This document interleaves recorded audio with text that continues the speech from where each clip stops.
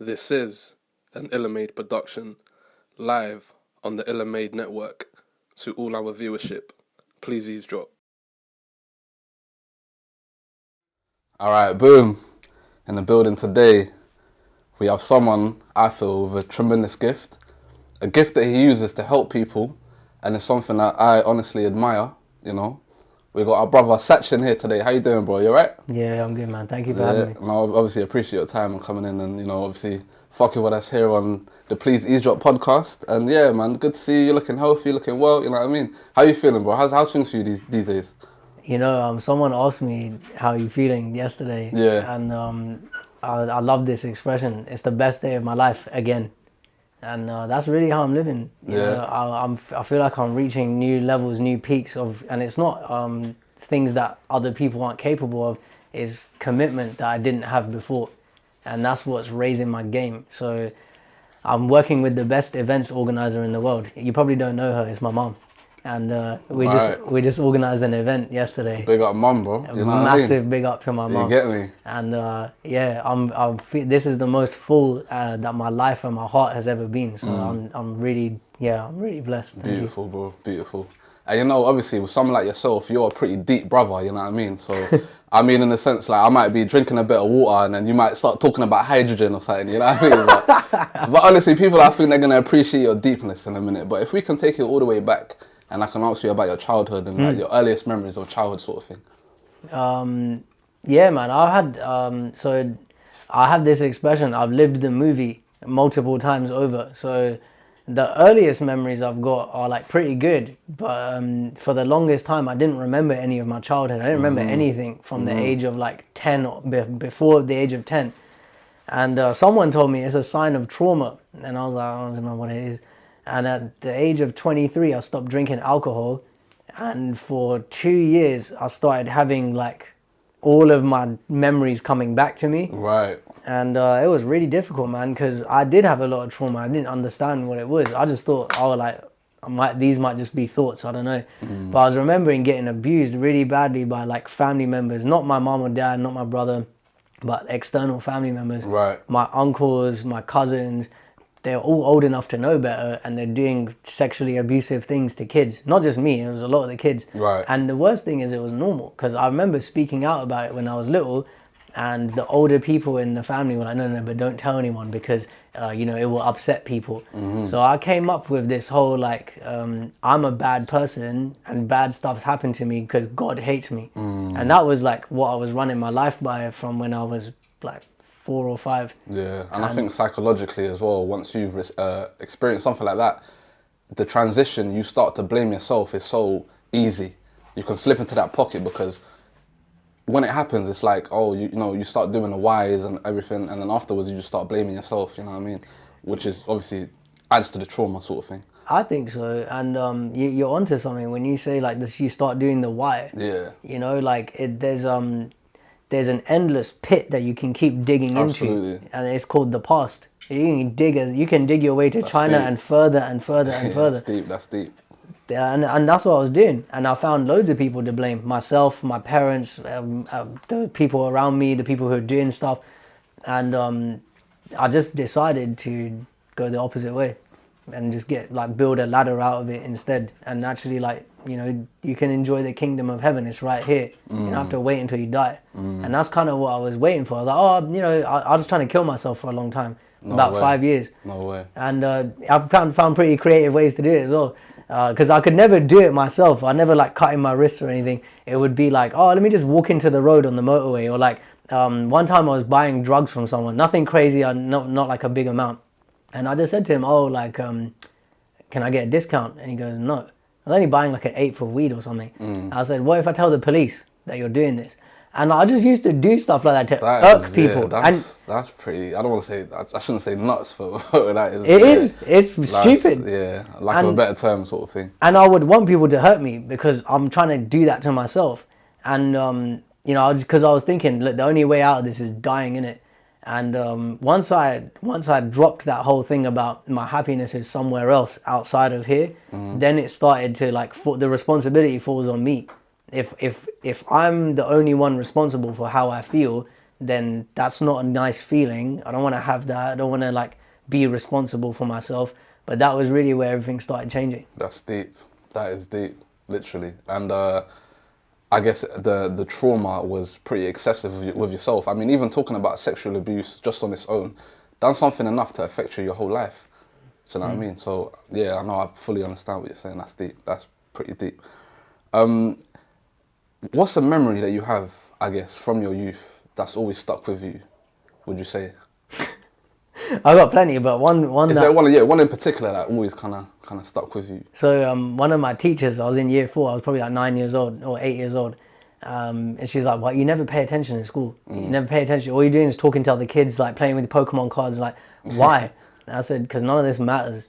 Like, I'm not learning anything here." And I said to her, "I'm too smart to be in the class." At the age of like whatever I was, 8 or 9. And she got so angry. Yeah. She was started shouting at me, put me in the corner. And I was crying, like, what have I done wrong? I didn't understand. And anything they were telling us to do with school and like, how to treat other people and like why you shouldn't say certain things, I never understood it. And those memories always stuck out to me, like, but I don't need this. I would always say that to people at school, like the teachers, but I don't need this. This like, to me, it just didn't seem important. Looking back, where do you think that came from when you had that kind of attitude? It's like when I was young, I could see when people were lying, and I never understood what the point of telling lies was. Right. And it felt like all school was tell me lies, so I have to believe them. But I never understood them. I never understood why it is society structured like this. Remember in history, my teacher said in England it's going to be a long time before we have a black president or prime minister. And I was like, why? And I didn't understand. And he wasn't racist. He just tried to explain to me like, our society is backwards here. This. And I was just sitting there It's like, still backwards, really. Like, you know what I mean? yeah, in a lot of ways. I didn't Facts. understand the point of politics. I Right. didn't understand, well, these few people make these decisions. Why are we made to believe that our voting has like something to do with it? It doesn't. So yeah, I just felt like from a young age, I always felt like something was up. And I never really bought into what people were telling me was true. That is mad interesting. So I guess your critical thinking began at a very young age. We could agree, right? Yeah, I think I don't know if this is true because I never got diagnosed, but I think I grew up like depressed and anxious, like from all this stuff that was going on from the age of like 8 until 23. Those 15 years or so, now it makes sense looking back at it because I talk to people who have the same thing, and I'm looking at like, oh, okay, that's why like it was hard for me to have friends. That's why it was hard for me to just go along with what people were doing or like pay attention in school because I'm having existential crisis in my head. Like, why am I alive? Does God hate me? What is God? And everyone's like, 7 times 7. Yeah. That's hilarious. That's deeper as well. Now, there's something that's come to light today, and obviously by way of men's mental health. And obviously this is a big thing now. And obviously I don't agree with the commercialization of it, as far as I feel like whenever it's talked about on a TV level, online media sort of level, there's always an initiative involved for someone to try and gain something from doing it, whether it's financial, whether it's for more notoriety or whatever. And I feel like it is a problem, but I feel like the conversation has got to be had in the right way. And more often than none, I'm trying to have more conversations with men about this issue, right? So I remember talking the other day to one of my guys, and then they basically told me, like, if you think about that transition period from when you was in like your pre-teens, going into your teens, going into your late teens, that's probably one of the biggest points of your conditioning as a man. Because if we think about how drastic our interests changed from when we was, I don't know, maybe in our pre-teens, all we cared about was playing football, going outside, swinging on swings, you feel me, thinking girls were yucky and shit, you get me? And then we go into like the teens, and now it's like everyone's tough. Everyone's on some, you know what I mean? And then we go onto our late teens, and it's like we've got mad years just carrying out mad violence. And it's like that is a very short space for a mentality to have that much adjustments. So it's like, what would you say as far as like men's mental health, like as far as you transition into your teens, how was that like for you? Did you notice these sort of things, would you say, as far as, you know, things that I've just like sort of spoke about? I think for me, what was interesting was I noticed the whole tough guy thing was coming about, and I wanted to live into that. Yeah. But all of the stuff that I'd experienced when I was young it's like it took the fight out of me because I was trying to stand up for myself, but against like insane odds. Like you can't really when you're like young and people are much older than you. So it was like, you know, fight, flight, or freeze. Facts. Mine was freeze. So I'd want to instigate trouble with me with people. I'd want to fuck people up, but as soon as the fight started, I'd be like, shit, why can't I move? And people would just be like, oh, you're pussy, you can't fight. And I'm like, no, I used to do taekwondo, and I know I was good, and I loved like the sport. I loved the discipline. I loved all of that stuff, but it was very difficult for me to actually enact violence with people outside of the controlled space. Like sparring when we were doing taekwondo when we were little, it was easy for me because it's like, no, you're allowed to, it's all good. Whereas like when we're just at school or wherever it is, I would freeze and be like, oh, what am I supposed to do here? And so like my transition out of like innocent kid to like now I've got to have like this persona, it was quite difficult. And even though I had all the talk, I never had like the bite to back it up. I hear you. So I really wanted to as well, and it pissed me off for years. But the more I tried to be living into that, the worse it got. And that's when I started to get into more and more trouble with people. You know, like I have very strong opinions when I was younger, even now. But I noticed my transition was more like, instead of noticing that's not how I am, I was like, no, I need to try and be like that. So I used to love drill music. I used to love gangster rap for my whole life, and I never listened to anything else. I liked heavy metal a little bit. Right. I was trying to like take on the energy of the music. Yeah, I feel like gangster rap and drill though is a big difference. Yeah. Yeah, Before I throw out there sort of thing, you get me? Drill, gangster rap, heavy metal, and a couple of other genres of music. It was like I was tuning into the energy of the music to give me some kind of relief. It's a lot of high energy music though, you get me?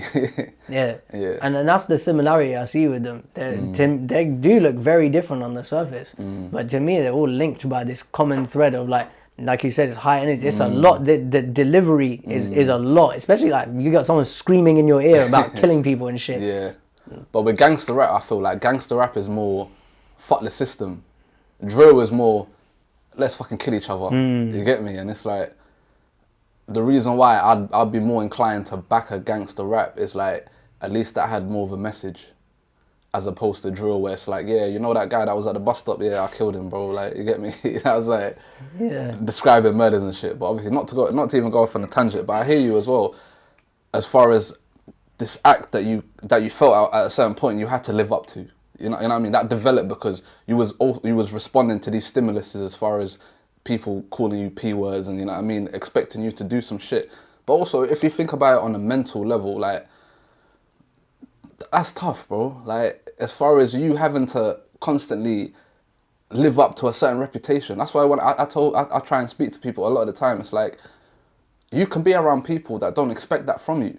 So what is that? How would you respond to some shit like that? Just be yourself, bro.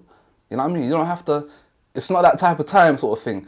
Because they're so used to letting themselves be known. Do you know what I mean? I don't know if you would agree, but you know what I mean? Like, that sort of thing. But the way I see it is like, you said be yourself, right? Yeah. What's this self that we're talking about?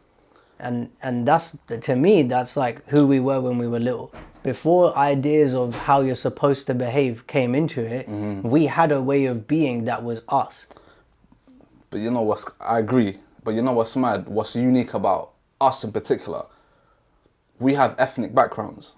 So our home was one way and outside was another way. So there was always a point where we had to be like, so who the fuck are we? Because I go outside here and I'm with people and it's like, they're telling me about, oh, but you're this or you're that, whatever. Basically, you can't identify too much because when you go home, it's a whole entire different culture. So I feel like people like us, we probably, I don't know, I'll speak for me, but that conversation's always been had. Like, who the fuck are we, sort of thing. And I got to a point where I thought, you know what, and very young as well, I thought, who gives a shit? Let's do the greatest story ever told, starting out. That's how I felt, you know what I mean? I believe that, you know, like we're creating who we are in every moment. It's a fact, and that's what it's about anyway, because, not to get too deep, obviously, you're a deep brother in it, but I'm going to stay on the shallow surface a little, you know what I mean? But, bro, like, everything is an idea, everything is a concept, everything is, and that don't mean that it's valid, bro. And even for you to say, I come from this country, All right, bro. Some men killed another group of men and took over the country, and they called it what it was.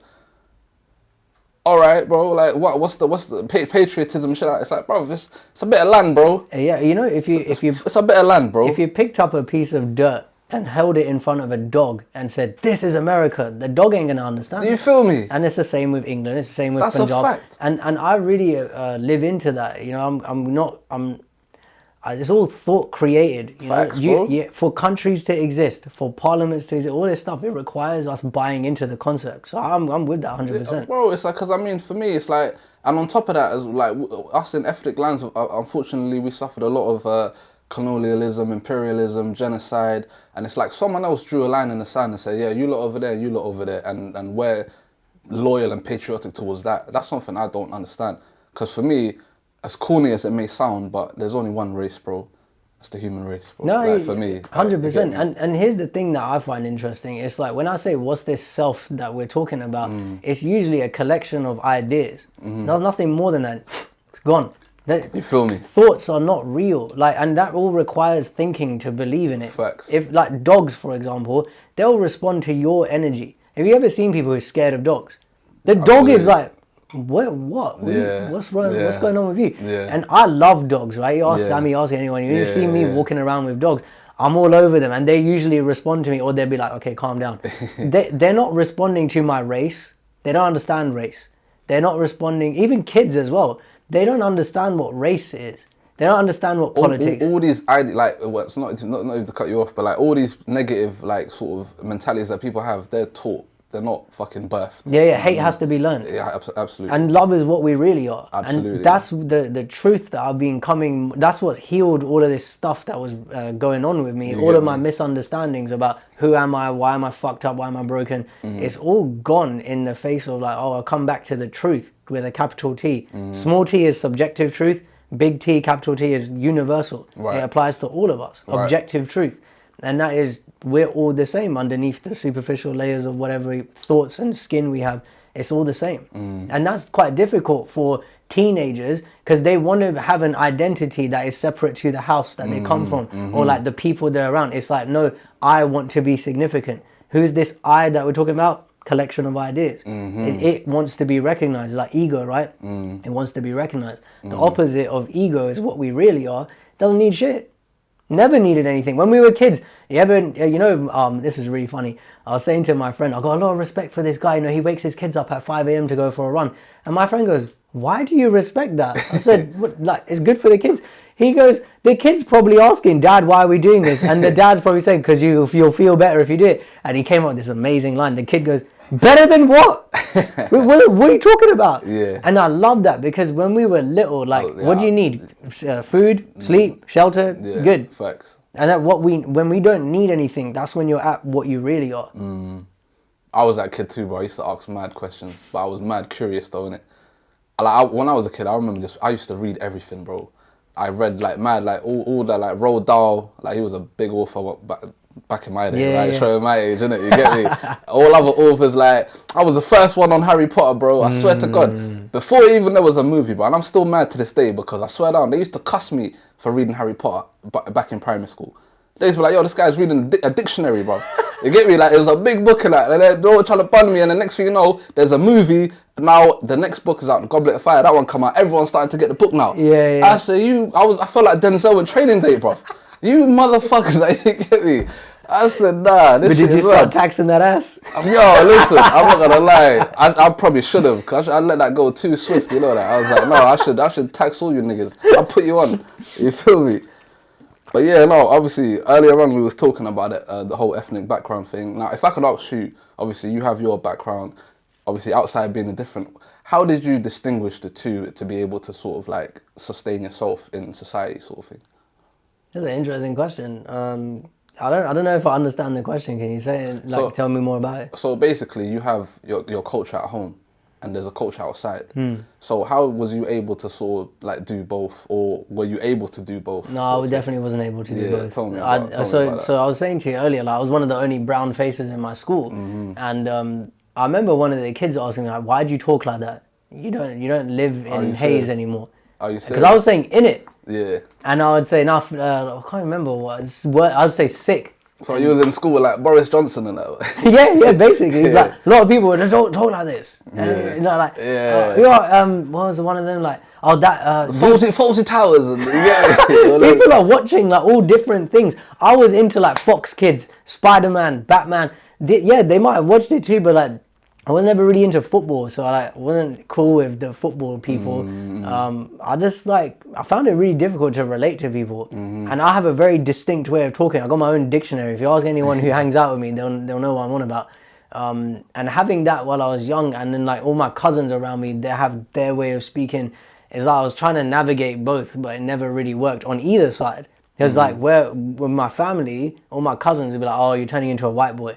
At school, it's all like... You can never win, innit? Yeah, and like at school people are like, "Oh, you're not 50 Cent. Why are you talking like that?" Yeah, bro. And I'll be listening to... You know, remember when Get Rich or Die Trying, the album came out? That's the first ever album I bought in my life, bro. 11 loved years it. old. Yeah. I loved it, yeah. And I was really enjoying the album. And I remember someone smacked my iPod out of my hand and go, they said, "You're not black. Stop it." And I was like, "Whoa, wait, what's that about? Like, how dark do I have to be to be able to enjoy 50 Cent's album?" You feel me? Yeah, and I would see other white kids would listen to it, and they would get the same treatment. Like other people would say, other white kids would be like, "No, you're not supposed to listen to that." That's true. And I don't think it was a like innate racism thing. I just think there's like a let's diss each other kind of culture around men. And you don't have to take it personally. You don't have to take it as like a hardcore thing. Like there's this saying, right? Women will compliment each other and not mean it. Men will diss each other and not mean it. It's like the way you'll see it a lot, right? That's deep, yeah. You'll see this with... Those maths are mathing right now, you get me? Like, Philly, like, yeah. I see this a lot with female entrepreneurs. Yeah. They'll get into groups of like other female entrepreneurs, and it will just be a lot of surface level complimentary stuff, but no deep work will get done. Right. With men, it might be like, yeah, we'll just diss each other a little bit, and no real deep work will get done. There'll be mates, but that's about it. And if we transcend the surface level interactions that we have, then we're really connecting. But that requires vulnerability. For me to say to another man, "Hey, I see you going to the gym. I respect that." And for the man to say, "Oh, thank you for noticing. I appreciate it. Yeah, like you too." You know, it's a different interaction than, "Oh, come on, man, don't you think your shoulders are big enough? Come on, man, chill the fuck out." It's a different interaction. It requires me stepping across that line of like, you know, I don't want to be perceived a certain way. And that's what I feel like at school. I didn't have that. I didn't know that that's what we were doing. But it was like, no, I don't know, man. But fuck you, innit? You know, like puffing up my chest, trying to like keep people out. That's pretty. You just summed me up like 2 sentences, literally. It's mad, bro. Because you know, it's like, damn, I lost my trail of thought. Damn. Sorry, continue talking. It'll come back to me, man. Fuck, I would add a point. All right, well, the other thing I was going to say about that was at school, I got this whole culture of like, in India, I'm Punjabi, right? Right. Because it's I that we're talking about. Yeah. Punjabi culture, very like, most Indians, most ethnic cultures have this thing of like, job, marriage, children, dead. That's your trajectory in life. Do that. Don't question it. Education is God. You better make money. You better be like a respected member of the community. If you better be into your religion. You better be seen to be practicing it. You better not be seen to be smoking and this and that, like things that are bad or not condoned in our religion. Taboo and that. Yeah. I remember my brother took me out for a steak and I was like, "Hold on a minute, you been eating beef?" He goes, "Yeah, haven't you?" And we're raised not to eat beef. I was like, "How long have you been eating beef for?" He's like, "You're stupid. You're following all the rules." So like he found his own way of navigating the world in his way that would work for him. Whereas I was stuck in that, well, I'm allowed to do this and I'm not allowed to do that. Shit, like what do I do? And that was a really huge moment for me. The first time I had steak, I was like, wow, this is what I've been missing. Fuck. Oh shit. I think it was Picasso. He had one of the best quotes. He was like, learn the rules like a pro so you can break them as an artist. Yeah. And I feel that way, innit? 100%. Like, you know what I mean? Because you can only go against something if you really know what it entails, sort of thing, you know what I mean? I feel like that way about religion. I used to hate all religion until I actually learned it. Like I read the Quran and it really helped me to put alcohol down. And I stopped drinking. It's been about, 7 years or so now. Oh, right, sick. And I'm not going back to it But the book I used to look at as what you were trying to tell me what to do. Fuck you, I'm not reading the book. And I talked to an imam one time. He goes, Sachin, the book isn't telling you what to do and just be obedient and shut up. You're supposed to question it. You're supposed to look into it. And like you said, learn the rules like a pro. Yeah, then bro. you live it how you want. Yeah, bro. And I love that. Yeah, I mean, that's pretty much like top 2 quotes that I've ever sort of come across, sort of thing. Yeah, because that's something I got a tattoo somewhere. I don't know. Like, you get me? Yeah, I'm kidding. But